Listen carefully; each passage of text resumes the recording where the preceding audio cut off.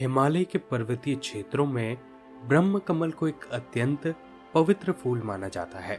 यहाँ के लोगों में यह विश्वास है कि ब्रह्म कमल के दर्शन मात्र से ही जीवन के सभी पाप नष्ट हो जाते हैं।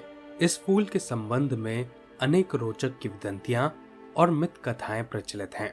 इसमें कहीं इसे देवलोक का फूल बताया गया है तो कहीं इसे अभिशप्त साधु कहा गया है। एक प्रचलित किंवदंती के अनुसार ब्रह्म कमल परीलोक का एक अभिशप्त परी है। बहुत समय पहले की बात है। कहते हैं कि उस समय परीलोक की परियां धरती पर आती थी, यहाँ दिन भर विचरण करती थी और रात अंधेरा होने से पहले वापस चली जाती थी। परियों को धरती की स्वच्छ साफ नदियां, झरने, बड़े बड़े तालाब और ऊंचे ऊंचे पर्वत बहुत अच्छे लगते थे। परियां हमेशा जंगल में एक ऐसे स्थान पर आती थीं जहां पर दूर दूर तक कोई भी आदमी ना हो। परियां आदमी से बहुत डरती थी और यदि उन्हें कोई आदमी दिखाई भी पड़ जाता तो वे उसके पास आने से पहले ही उड़ जाती थी और वह स्थान छोड़ देती थी। इसके बाद वह किसी नए स्थान की खोज करती थी और फिर वहां आना आरंभ कर देती थी। परियों को धरती पर अनेक बार कई सारी मुसीबतों का सामना भी करना पड़ा, लेकिन उन्हें धरती इतनी अच्छी लगती थी कि वे धरती पर आने का मोह छोड़ नहीं पाती थी और जब भी उन्हें अवसर मिलता था वे धरती पर अवश्य आ जाती थीं। परीलोक की परियां तो धरती पर प्राय आती रहती थीं, किंतु परियों की रानी धरती पर कभी नहीं आई थी। उसने अपनी बेटी को भी धरती पर कभी नहीं आने दिया। रानी परी ने अपनी माँ से सुन रखा था कि धरती बहुत सुंदर है, किंतु धरती पर खतरे भी कम नहीं हैं। अतः उसने ये निश्चय कर लिया था कि वह धरती पर कभी नहीं जाएगी। परियों के राजकुमारी अर्थात रानी परी की बेटी छोटी थी। वह अपने साथ की बड़ी परियों से हमेशा धरती की सुंदरता और धरती के लोगों की किस्से कहानियां सुना करती थी। उसके साथ की परियां प्रायः बताती रहती थीं कि वे धरती की नदियों, झीलों, तालाबों में खूब नहाती हैं और तरह तरह की जल क्रीड़ाएं करती हैं। धरती पर बड़े बड़े सुंदर वृक्ष हैं जिन पर तरह तरह के रंग बिरंगे फूल खिलते हैं और मीठे मीठे फल लगते हैं। परियां बताती थी कि वे फूल तोड़कर उनकी मालाएं बनाती हैं और फल खाती हैं। एक बार उन्होंने फूलों की मालाएं बनाकर अपनी राजकुमारी को भी दी। परियों के राजकुमारी जैसे जैसी बड़ी होती गई उसकी धरती पर जाने की इच्छा बढ़ती गई।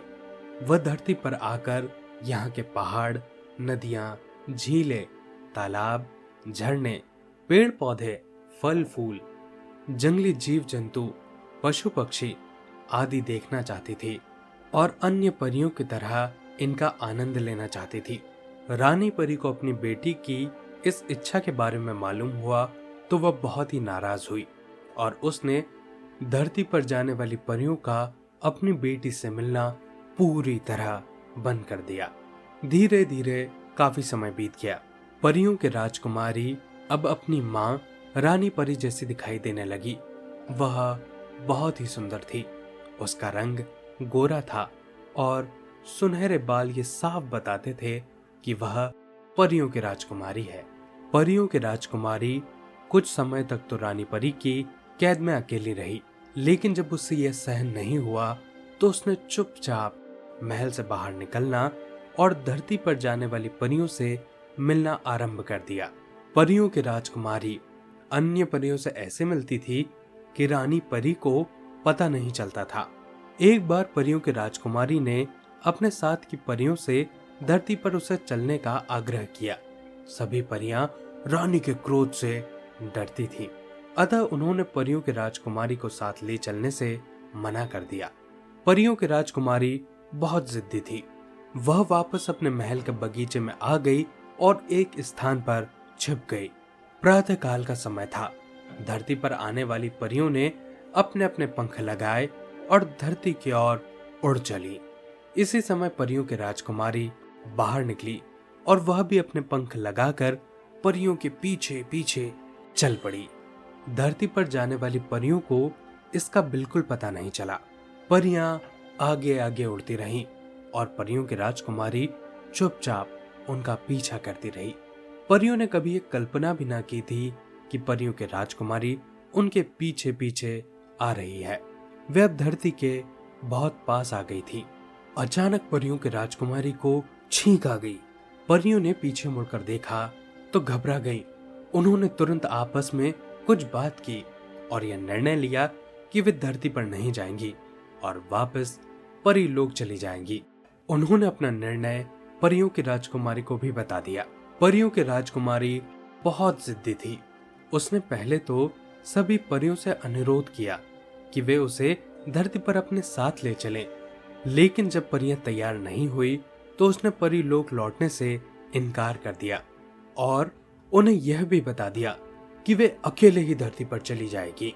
सभी परियां असमंजस में पड़ गईं। वे जानती थी कि परियों की राजकुमारी बहुत जिद्दी हैं। वह बिना धरती पर पहुंचे वापस परी लोक नहीं जाएंगी। परियां रानी परी से बहुत डरती थीं, अतः परियों की राजकुमारी को छोड़ के वे अकेले परी लोक नहीं लौट सकती थीं। अतः उन सभी ने यह मिलकर निर्णय लिया कि वे परियों की राजकुमारी को धरती पर ले जाएंगी और कुछ समय रुककर जल्द ही परीलोक लौट जाएंगी। परियों की राजकुमारी खुश हो गईं। धरती पास ही थी, अतः कुछ ही समय में सभी परियां धरती पे आ गईं। वे एक सुनसान जंगल में एक बड़े से तालाब के किनारे उतरी थीं। वह स्थान बहुत ही सुरक्षित था। यहाँ परीलोक की सभी परियां प्रायः आती रहती थीं। परियों की राजकुमारी को यह स्थान बहुत अच्छा लगा। उसने कभी सोचा भी नहीं था कि धरती इतनी सुंदर होगी। सभी परियों ने अपनी राजकुमारी के साथ तालाब में स्नान किया। कुछ देर तक जल क्रीड़ाएं की और परीलोक वापस लौटने के लिए अपने अपने पंख लगाकर तैयार हो गईं। किंतु परियों की राजकुमारी अभी धरती पर रुकना चाहती थी और कुछ नए स्थान देखना चाहती थी। परियों ने अपनी राजकुमारी को बहुत समझाया, लेकिन जिद्दी राजकुमारी नहीं मानी।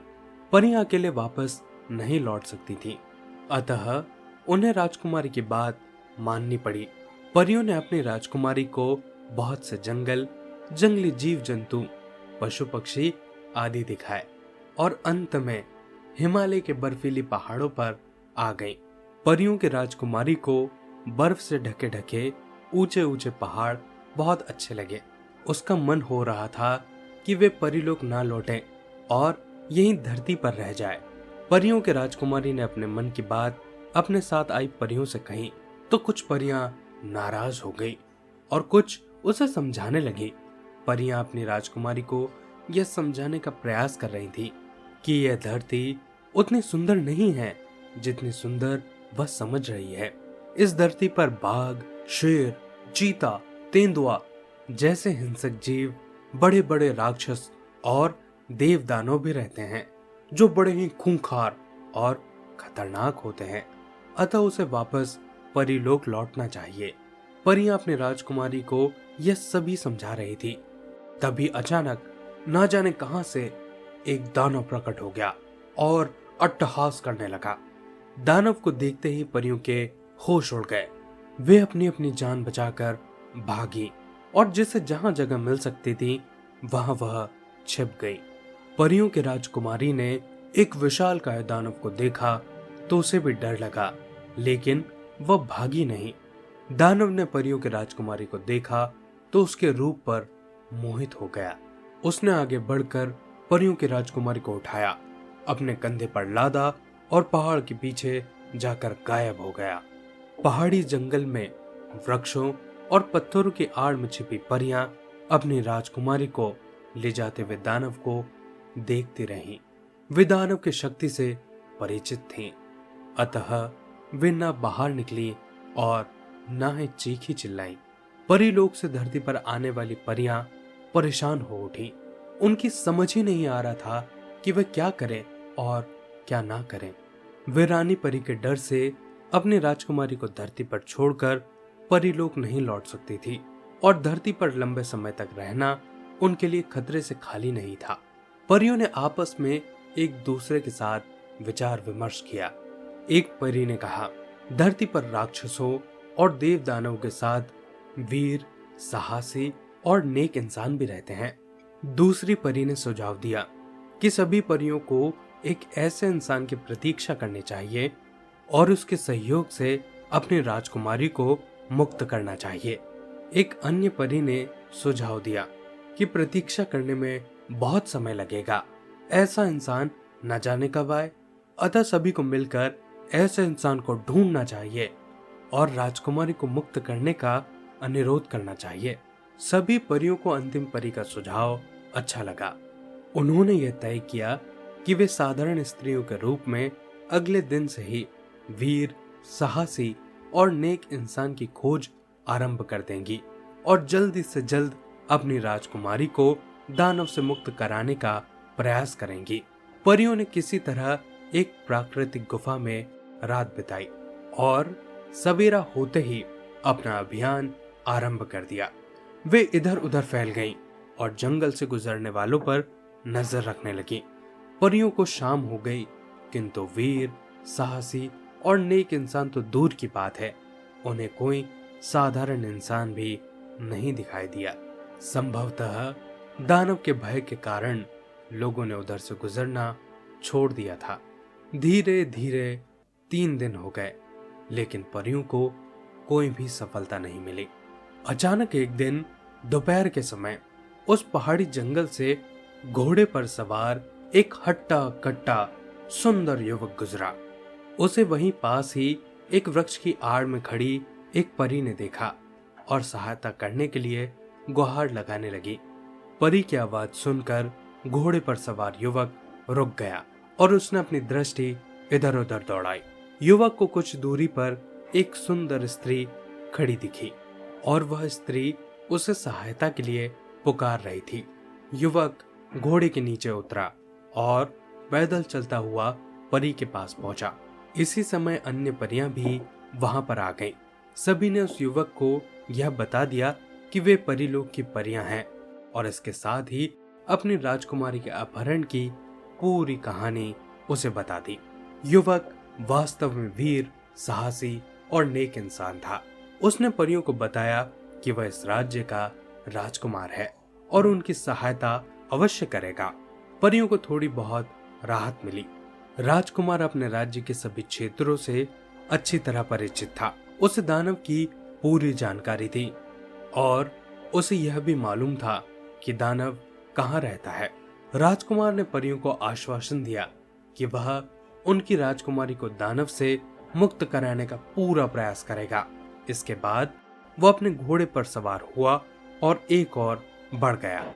राजकुमार ऊंची ऊंची असमतल पहाड़ी चट्टानों पर अपना घोड़ा तेजी से दौड़ाता रहा और कुछ ही समय के बाद वह एक बड़ी सी नदी के पास आ पहुंचा। इस नदी के किनारे अनेक बड़ी बड़ी गुफाएं थीं। राजकुमार ने अपनी तलवार निकाली और एक गुफा के सामने आकर खड़ा हो गया। यह दानव की गुफा थी। गुफा के द्वार पर भारी पत्थर अड़ा हुआ था। इससे यह साफ था कि दानव अपनी गुफा में नहीं है। राजकुमार ने अपनी तलवार पास के एक चट्टान पर रखी और पत्थर हटाने का प्रयास करने लगा। पत्थर बहुत भारी था, टस से मस नहीं हो रहा था। राजकुमार बहुत देर तक पत्थर हटाने का प्रयास करता रहा। अंत में उसे सफलता मिली और पत्थर इतना खिसक गया कि गुफा के द्वार पर एक व्यक्ति के निकल जाने योग्य जगह बन गई। राजकुमार ने अपनी तलवार चट्टान से उठाई और पूरी सावधानी के साथ गुफा के भीतर आ गया। शाम होने में अभी कुछ समय बाकी था। गुफा के भीतर इतना प्रकाश आ रहा था कि भीतर की सभी चीजें धुंधली धुंधली दिखाई दे रही थी। राजकुमार ने आंखें फाड़ फाड़ कर गुफा के भीतर नजरें दौड़ाई। वहां जीव जंतुओं के अस्थि पंजर के अलावा कुछ नहीं दिखाई दे रहा था। राजकुमार को लगा कि दानव परियों के राजकुमारी को मारकर खा गया है। अचानक राजकुमार के कानों में किसी स्त्री के सिसकने की आवाज टकराई। राजकुमार सावधान हो गया और धीरे धीरे आवाज की ओर बढ़ा। गुफा के एक अंधेरे कोने में एक स्त्री खड़ी सिसक रही थी। राजकुमार ने अनुमान लगाया कि ये वही परियों की राजकुमारी है। उसने जल्दी से जल्द अपना परिचय दिया और उसका हाथ पकड़कर बाहर आ गया। दानव के अत्याचारों के कारण परियों की राजकुमारी का रंग पीला पड़ गया था और वह मुरझा गई थी, किंतु इससे उसकी सुंदरता में कोई भी कमी नहीं आई थी। राजकुमार ने परियों की राजकुमारी को देखा तो वह उस पर मोहित हो गया। परियों की राजकुमारी बहुत घबराई हुई थी। इस समय उसे राजकुमार एक देवदूत जैसा लग रहा था। राजकुमार जानता था कि वह स्थान सुरक्षित नहीं है, दानव कभी भी आ सकता है और उन दोनों के लिए मुसीबत खड़ी कर सकता था। अतः राजकुमार ने परियों के राजकुमारी को घोड़े पर बिठाया और स्वयं भी घोड़े पर सवार हो गया। राजकुमार का घोड़ा अभी 2-4 कदम भी आगे नहीं बढ़ा था कि ना जाने कहां से दानव प्रकट हो गया और घोड़े के सामने आकर खड़ा हो गया। परियों के राजकुमारी ने दानव को देखा तो वह भय से अचेत हो गई। राजकुमार ने भी दानव को देखा। वह घोड़े के सामने सीना ताने उसका रास्ता रोके खड़ा था। राजकुमार वीर और साहसी था। वह घोड़े से नीचे उतरा। परियों की राजकुमारी को सहारा देकर उसने नीचे उतारा, उसे एक स्थान पर लेटाया और तलवार लेकर दानव के सामने आ गया। दानव ने राजकुमार को इस रूप में देखा तो जोर से हंसा। उसने राजकुमार को ऊंची आवाज में चेतावनी दी कि यदि वह उससे युद्ध करेगा तो बिना मौत मारा जाएगा। उसने राजकुमार को यह भी समझाया कि वह असीम शक्तिशाली दानव है, उससे कोई भी जीत नहीं सकता। राजकुमार ने दानव की बात का कोई उत्तर नहीं दिया और वह सिर्फ मुस्कुराता रहा। राजकुमार की मुस्कुराहट ने दानव का क्रोध बढ़ा दिया। उसने अपना दाहिना हाथ आगे बढ़ाकर राजकुमार को पकड़ने की कोशिश की। राजकुमार सावधान था। उसने नीचे झुककर तलवार से दानव के हाथ पर वार कर दिया। उसका निशाना अचूक था।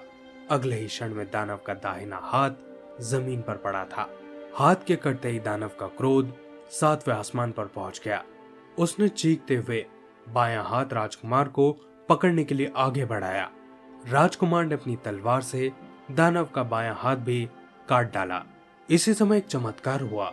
दानव का दाहिना हाथ हवा में लहराया और उसके शरीर से जुड़ गया। हाथ जुड़ते ही दानव ने जोरदार ठहाका लगाया। राजकुमार परेशान हो उठा। उसे लगा कि इस मायावी दानव से निपटना इतना आसान नहीं है जितना वह समझ रहा था।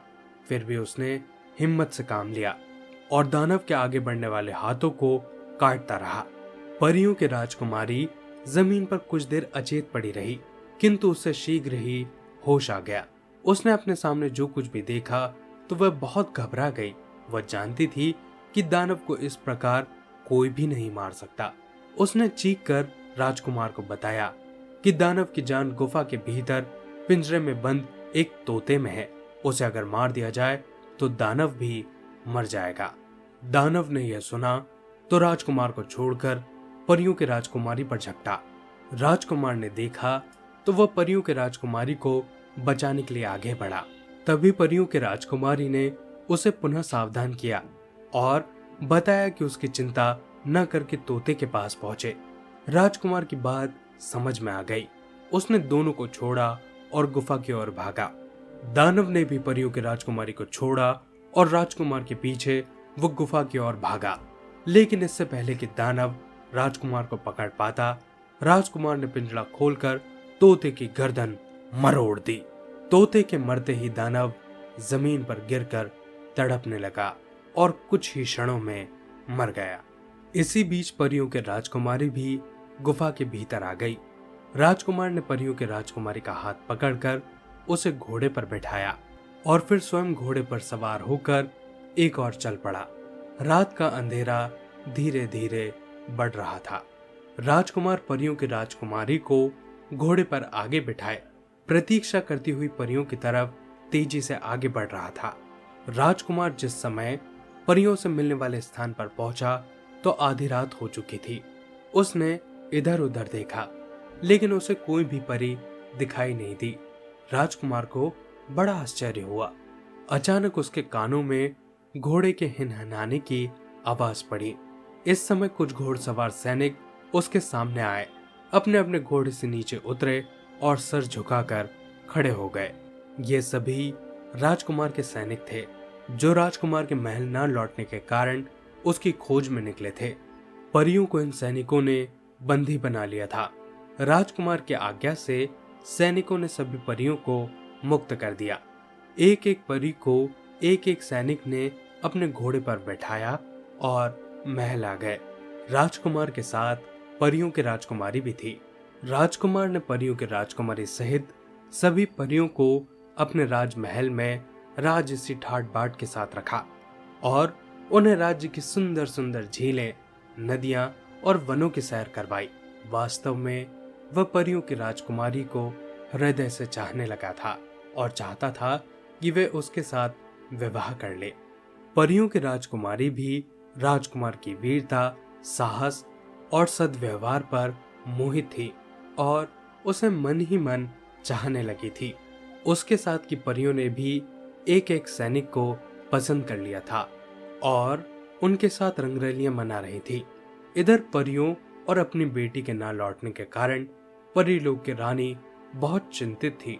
उसने कुछ समय तो प्रतीक्षा की और उसके बाद अपना चमत्कारी तारास्त्र लेकर धरती की ओर चल पड़ी।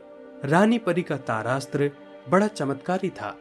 उसने अपने तारास्त्र के द्वारा यह मालूम कर लिया था कि उसकी बेटी और अन्य परियां धरती पर कहाँ हैं और क्या कर रही हैं। उसे यह जानकर बहुत क्रोध आया कि उसकी बेटी अन्य परियों के साथ धरती के मानवों के साथ रंगरलियां मना रही हैं। रानी परी सीधी राजकुमार के महल के बगीचे में जा पहुंची। परियों के राजकुमारी इस समय राजकुमार का सर अपनी गोद में रखे हुए किसी मधुर विषय पर बातें कर रही थी।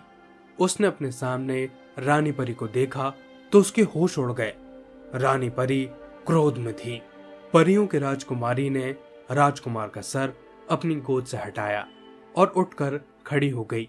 इसी समय परीलोक की अन्य परियां भी अपने अपने साथी सैनिकों के साथ वहां पर आ गई।